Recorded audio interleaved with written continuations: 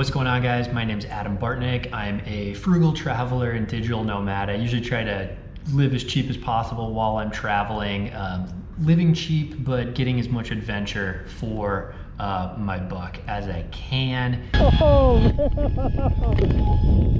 this is epic, holy shit. I've been living in Costa Rica for about the last 2 months now, and I wanted to make a cost of living in Costa Rica video for you guys because I know I was looking for this content specific to digital nomads before I came here, and I really wasn't finding a whole lot online, especially on YouTube. I actually tracked everything I spent money on in the last week as a frugal digital nomad, and I thought this would give you a pretty good idea of kind of like the bare bones, what you could expect to actually spend if you're living in Costa Rica as a digital nomad.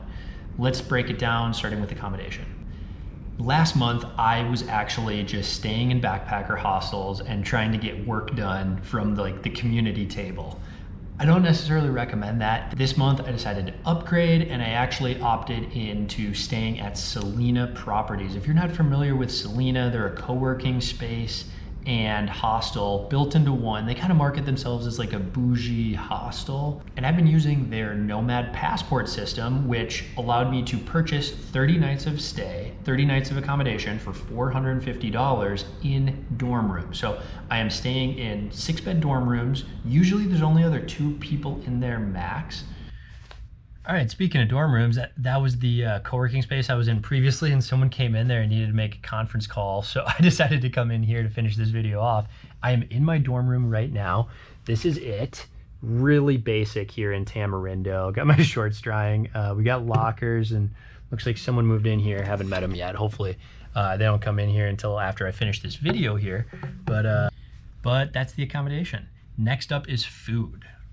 I just want to take a quick second to say, if you're liking this video, please hit that thumbs up button. It really helps the channel out a lot. And if you want to see more travel videos and digital nomad videos from me, hit that subscribe button as well. All right, let's continue.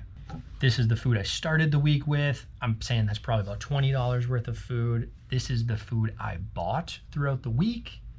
And I probably ended the week with $10 worth of food. So all in all, I spent $52.80 on food. You could definitely do this cheaper because I had 3 rotisserie chickens and 2 blocks of lactose-free cheese. That stuff was all very expensive. A block of cheese was like $5. A chicken was like, I don't know, 7-ish.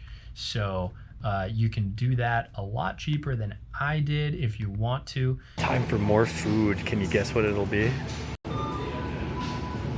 If you guess chicken and beans, you're right. And then some other expenses. Everything else, I didn't buy a whole lot else, so I'm lumping all of that into other. Doing laundry at the hostel was $10. Going to a gym, which was a real nice gym, I loved it, was $5. I bought a pair of sunglasses that were listed at $10. I asked if she'd do 8, and she said yes so fast that she probably would have sold them to me for $5. I rented a surfboard for the whole day for $6. And then my big one, oh, actually, I ate out. I ate ceviche. That's in the food category. And then my big one, my big expense for the week is I actually did an adventure tour where transportation was included, and then it was all day of zip lining, horseback riding, tubing down the rapids, rock climbing, whole bunch of other stuff, volcanic mud bath, and including transportation, and all you can eat lunch was $130. I made a whole separate video on that. You can click up here to see that. So all in for the week, I spent $396.80. If I had not done that adventure tour, because I don't do stuff like that all the time, if I did not do that adventure tour, I would have been in at $251.80 for the week. Man, I probably should have had a tetanus shot or something to do this shit. And again, I spent a lot more money than I had to by paying for the expensive transportation and eating a ton of chicken and stuff like that. So you could definitely live in Costa Rica as a digital nomad for less than $1,000 a month. There's not a whole lot of extra wiggle room in that budget to live any less than that, but it is possible to be a digital nomad in Costa Rica for under $1,000 every month. Zip lining during the pandemic, baby!